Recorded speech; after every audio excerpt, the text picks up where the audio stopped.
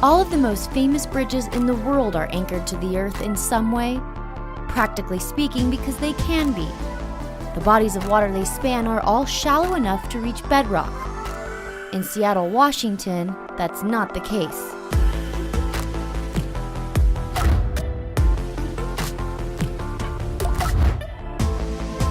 Lake Washington, it separates Seattle from Bellevue, two of the Puget Sound region's most populous cities.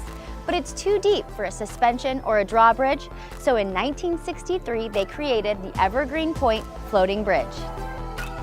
Here you see the original construction in 1963, and despite the inevitability of a replacement one day, it was still a big improvement, cutting commute times in half and increasing development in the once sleepy East Side Seattle communities.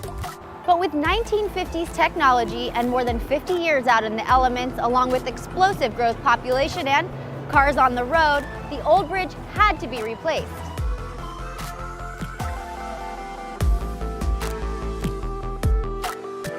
The new SR 520 floating bridge is dramatically different, both from a construction standpoint as well as the way it was engineered to carry up to 150,000 cars a day.